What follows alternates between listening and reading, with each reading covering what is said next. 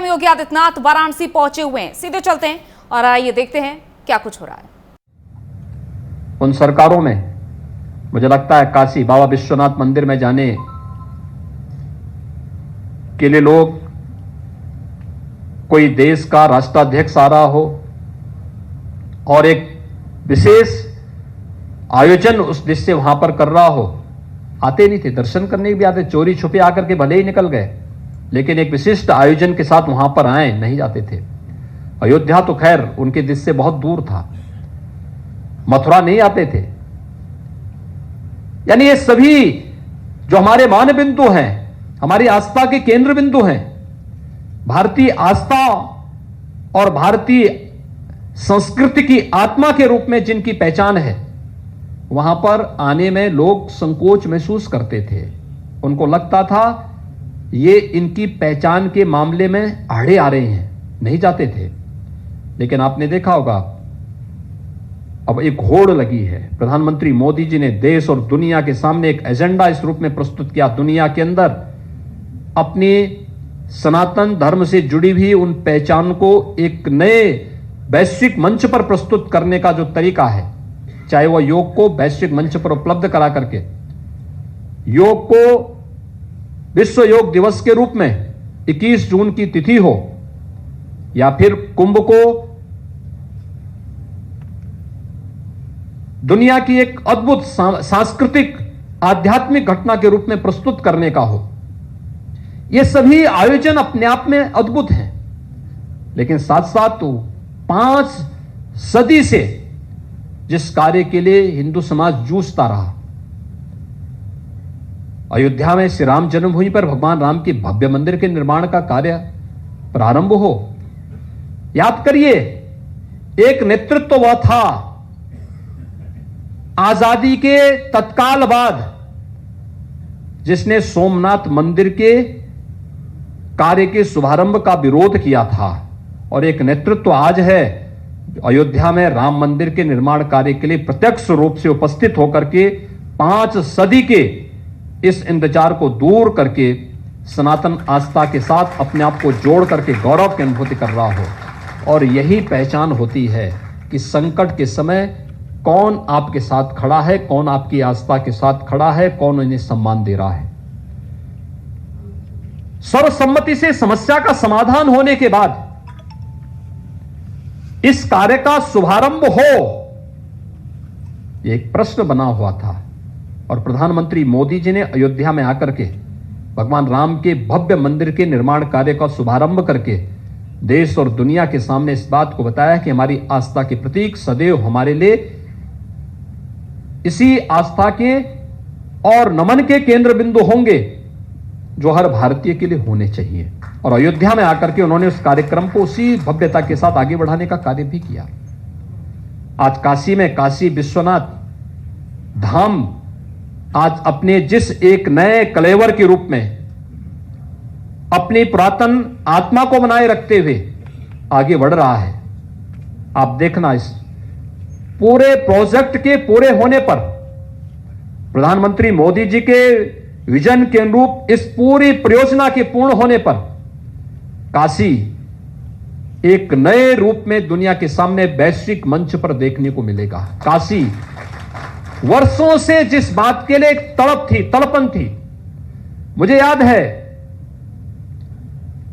मैं एक ऑडियो सुन रहा था, यही काशी में 1916 में काशी हिंदू विश्वविद्यालय के उद्घाटन समारोह में राष्ट्रपिता महात्मा गांधी भी पधारे थे, और तब उन्होंने काशी विश्वनाथ मंदिर के दर्शन करने के लिए गए थे और बहुत तीखी टिप्पणी की थी गांधी जी ने। गांधी जी ने तब कहा था, ये कैसा हिंदू है, कितनी गंदगी है, वहां पर प्रसाद बिक रहा था, फूल पुष्प यानी फूल भी बिक रहे थे, धूप था, उन्होंने मक्खी लग रही थी, वहीं पे गंदगी थी। और तब गांधी जी ने 1916 में टिप्पणी की थी। गांधी जी के नाम पर शासन करने वाले अनेक सरकारें आई होंगी, गांधी जी के नाम का उपयोग करते हुए लोगों ने सत्ताएं हासिल की होंगी, लेकिन गांधी जी की भावनाओं के अनुरूप काशी विश्वनाथ मंदिर बन सके, यह विजन मोदी जी ने ही हम सबको प्रदान किया। और आज काशी विश्वनाथ धाम जिस रूप में आगे आ रहा है, आज काशी के अंदर जिस प्रकार के विकास के कार्य चल रहे हैं, नित्य नए प्रयोग काशी को एक नई काशी के रूप में प्रस्तुत करने का है, आप सबके सामने है। और जो काशी में प्रयोग होते हैं, सफलतापूर्वक आगे बढ़ते हैं, यही प्रदेश के अंदर अन्य स्थलों पर भी लागू होते हैं। आज आप जाइए, कभी मां विंध्यवासिनी धाम में जाने का अवसर प्राप्त हो, एक बार जाकर के देखिए। वहां पर भी काशी विश्वनाथ धाम में जिस प्रकार की परियोजना यहां पे लागू हुई है, यही परियोजना मां विंध्यवासिनी धाम पर भी उसी तत्परता के साथ और उसी ईमानदारी के साथ, उसी आस्था का सम्मान करते हुए मां विंध्यवासिनी धाम में भी लागू की गई है। अयोध्या में भी इसी प्रकार की कार्य योजना लागू की गई है। ब्रज क्षेत्र में, मथुरा में भी इस प्रकार की कार्य योजना लागू की गई है। यानी हर एक क्षेत्र में इन कार्यक्रमों को आगे बढ़ाने का प्रयास हो रहा है।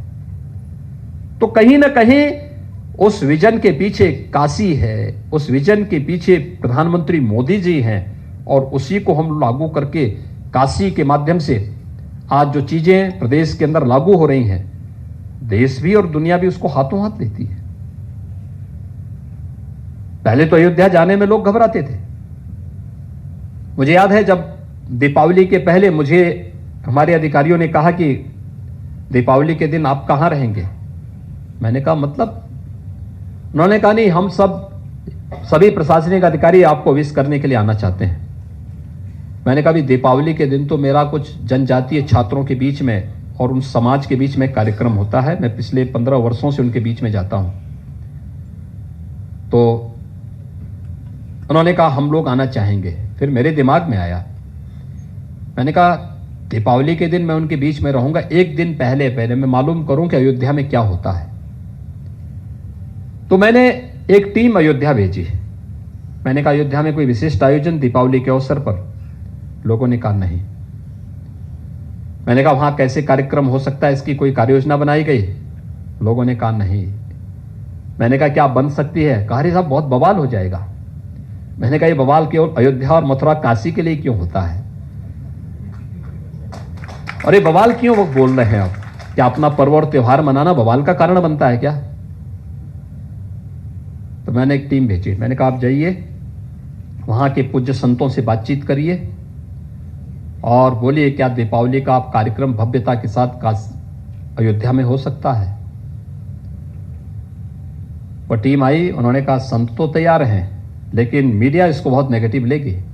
मैंने कहा देखो हमें अपने राह पर आगे बढ़ना चाहिए, कौन क्या बोल रहा है इसकी बहुत चिंता मत करिए। हम जाएंगे तो भी जिसको विरोध करना हो विरोध करेंगे, जिसको समर्थन करना होगा वो हमारे कार्यक्रम को हाथों हाथ लेंगे। और मैंने कहा सफलतम आयोजन होगा ये। लोगों ने कहा क्या कार्यक्रम सकता है? मैंने कहा मिट्टी के दिया जलाएंगे, वहां दीपोत्सव का कार्यक्रम करेंगे।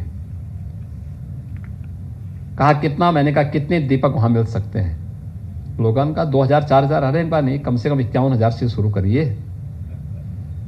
अब 51,000 मिट्टी के दीपक नहीं मिल रहे थे हम लोगों को। अनुमान करिए पूरे प्रदेश से जुटाए गए। और आज मैं अयोध्या में कहूं कि दीपोत्सव का आयोजन होना है इस वर्ष के लिए, अभी से नीलकंठ जी से मेरी अभी परसों एक दिन चर्चा हो रही थी, 7.5 लाख दीपक अभी से बनकर के तैयार हो चुके हैं।